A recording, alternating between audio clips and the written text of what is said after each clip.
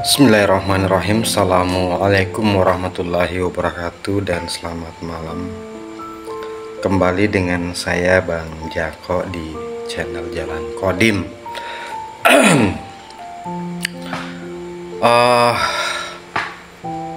Beberapa hari ini saya lihat di media sosial ya, terkait dengan diskusi tentang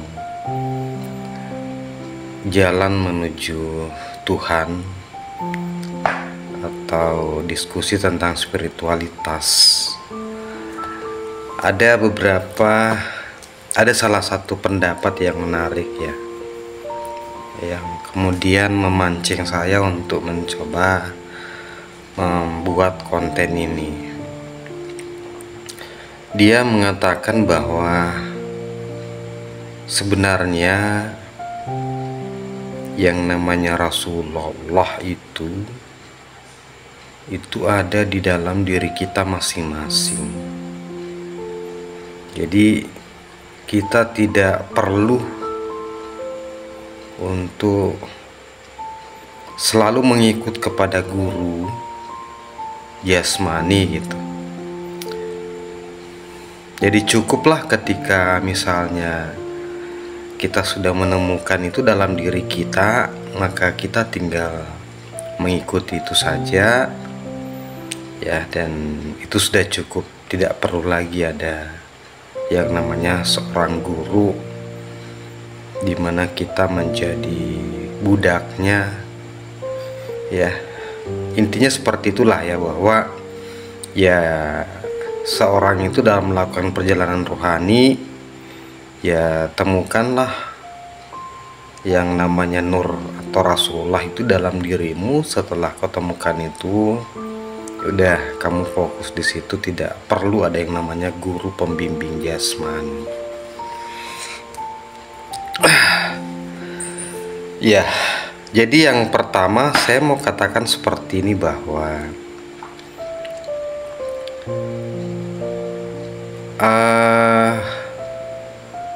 dari mana Anda bisa mengetahui bahwa itu adalah yang ada dalam diri kamu itu, yang kau anggap sebagai Rasulullah itu tahu dari mana bahwa itu adalah Rasulullah, sementara sebelumnya kamu belum pernah tahu. Karena yang bisa mengenalkan Rasulullah dalam diri kita tentunya adalah orang yang sudah mengalaminya gitu. Jadi di sini ada sebuah sistem ketersambungan ya. Karena kalau kita sendiri ya, jangan sampai yang muncul itu tadi dalam diri kita adalah setan gitu. Karena sebelumnya kita tidak tahu. Jadi harus ada pihak luar, di luar dari kita, yang menunjukkan bahwa ini loh. Jadi yang muncul dalam dirimu itu tuh udah benar itu Rasulullah dalam dirimu ya. Jadi sekali lagi bahwa harus ada ya dari di luar dari kita yang menunjukkannya. Itulah yang disebut sebagai guru pembimbing jasmani. Karena kalau tidak ada itu ya, kita tidak ada garansi, tidak ada jaminan bahwa yang kita rasakan itu adalah ya Rasulullah dalam diri kita.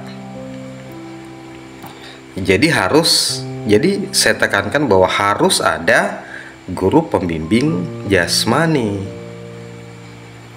Ya kan, dari dulu kan seperti itu, ada selalu di setiap zaman selalu ada utusan. Ya. Nah, itu yang pertama. Kemudian yang kedua, di Al-Quran kan dikatakan atiullaha wa atiur rasul wa ulil amri minkum. Ya, itu berlaku di setiap saat, di setiap zaman. Ya, jadi kalau kamu mentaati Allah, ya taatilah lewat dengan mentaati Rasulnya, dan mentaati Rasulnya itu harus lewat dengan mentaati ulil amri minkum. Ulil amri minkum inilah yang disebut sebagai guru pembimbing jasmani kita, yang dikuasakan di antara kita. Jadi itu bahasa Al-Quran. Ya, jadi kita tidak mengikuti siapa-siapa ya. Kita mengacu kepada Al-Quran itu. Ulil amri minkum itu kan jelas itu adalah guru pembimbing jasmani. Dan itu harus selalu ada.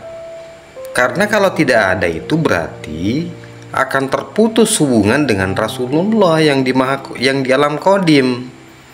Terputus dengan Rasulullah berarti terputus dengan Allah Subhanahu wa Ta'ala yang Maha Qadim.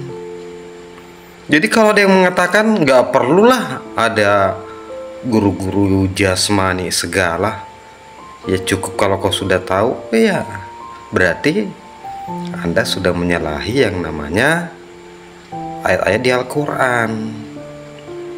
Ya, karena itu adalah bagian dari sistem, itu adalah bagian dari syariat. Ya, makanya kan di konten saya sebelumnya saya ngebahas kalau jalan menuju Allah itu harus lewat syariat, harus bersyariat. Kalau enggak Anda bisa terjebak di sindik gitu ya. Karena dengan syariat itulah yang akan menuntun kita. Karena ya sekali lagi bahwa kita ini melakukan perjalanan rohani, melakukan perjalanan spiritual itu ketika kita dalam wilayah duniawi, wilayah jasmani, wilayah fisik. Ya, kita masih di dunia.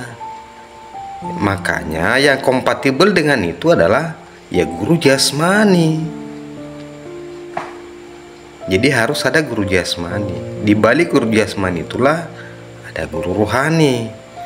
Itulah yang kompatibel dengan rohani kita. Jadi rohani dengan rohani, jasmani dengan jasmani.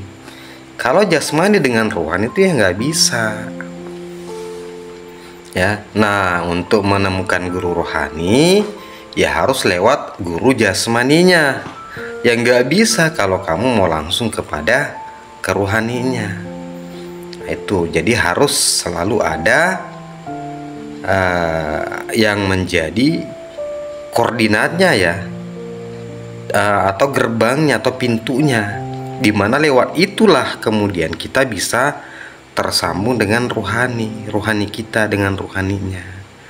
Jadi kalau Anda mengingkari yang namanya seorang utusan, mengingkari seorang ulil amri, sebenarnya Anda terjebak di zindik ya. Anda sombong sekali, Anda mengingkari itu. Ya. Coba dengarkan ayatnya. Innallahu wa malaikatahu yusalluna 'alan nabi. Allah dan malaikat bersolawat kepada nabi. Nabi itu adalah simbol ulil amri. Dia itu berupa fisik jasmani. Bukan ya ayyuhallazina amanu shallu ya ayyuhallazina amanu sallu alaihi wasallam sallu ala rasul, bukan, tapi sallu ala nabi.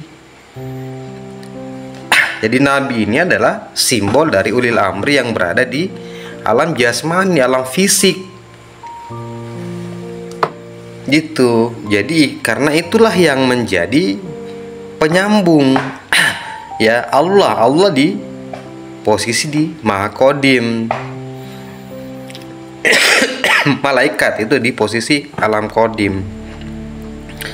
Nah, mereka ini kemudian berselawat kepada nabi. Nabi itu adalah simbol fisik tubuh jasmani.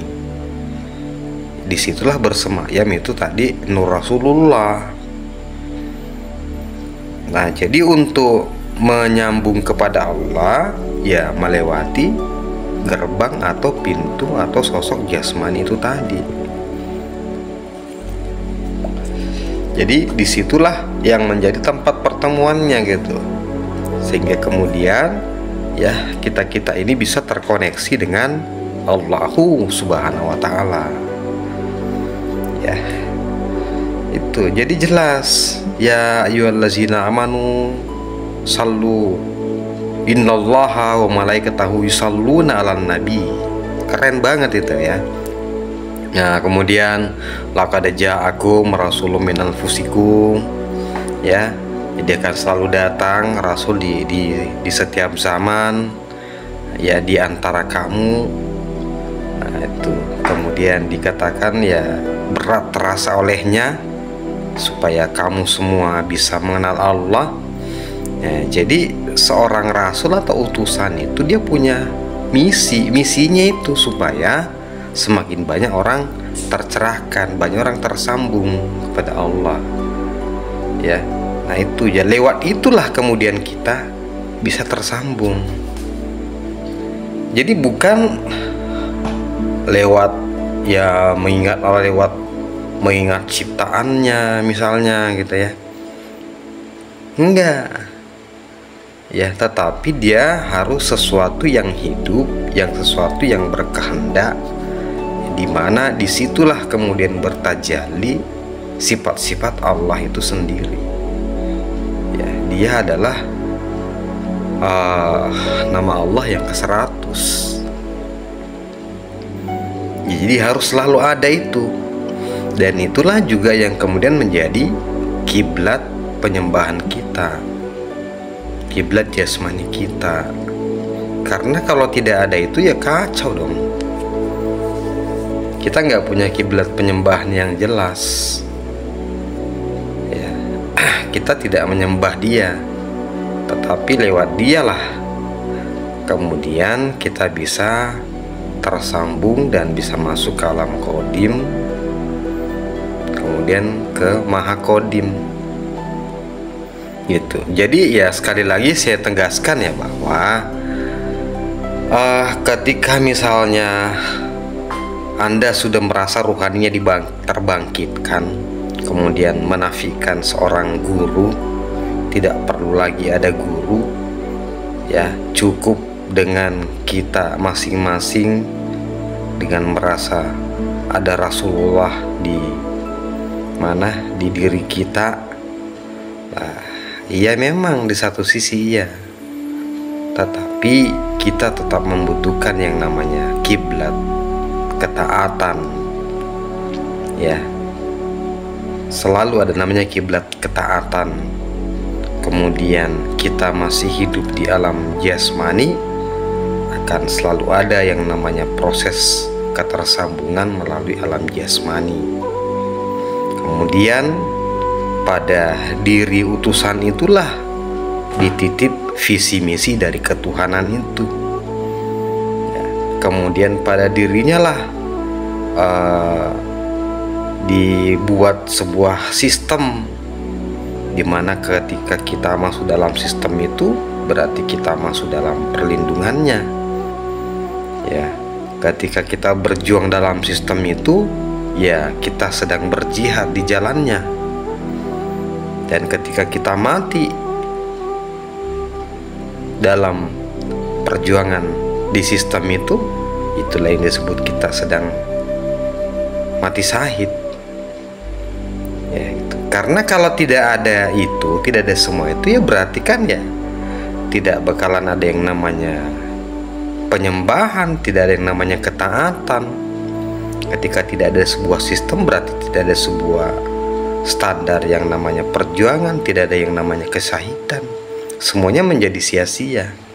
Tetapi ketika ada sebuah sistem yang seperti itu, maka akan ada sebuah standar, akan ada sebuah acuan. Dengan itulah kemudian ada muncul yang namanya penilaian tadi. Seperti itu ya. Jadi sekali lagi jangan sampai kita terjebak pada pemahaman untuk menafikan yang namanya peran seorang guru pembimbing jasmani. Karena guru pembimbing jasmani itu sejatinya adalah ulil amri minkum.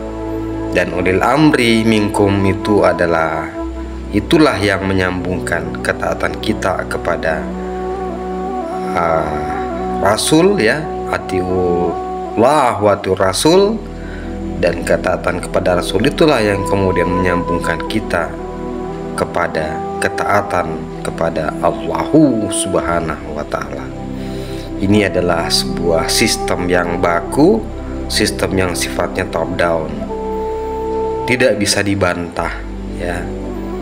Ya, itu semua ada dalam kitab-kitab agama samawi. Ya, di Al-Quran ada, di Injil ada, di Zabur ada, di Taurat ada. Dan semua agama, baik agama samawi maupun agama samar, itu selalu ada konsep ini, dimana ada Allah yang berada di Maha Qadim, Allah yang laisa kamislihi syai'un, itu yang kemudian mengutus utusannya, itu yang disebut dengan Rasulullah. Nah, kemudian untuk tersambung kepada Rasulullah itu harus ada yang membawa talinya, itu yang disebut dengan ulil amri minkum, atau saat ini mungkin disebut sebagai warasatul anbiya, ulama pewaris nabi. Dengan kita mengikut kepada ulama pewaris nabi itu, maka kita akan selalu tersambung kepada Rasulullah, yang kemudian menyambungkan kita kepada Allah Subhanahu wa Ta'ala. Tetap station di channel Jalan Qadim bersama saya, Bang Jako. Assalamualaikum warahmatullahi wabarakatuh.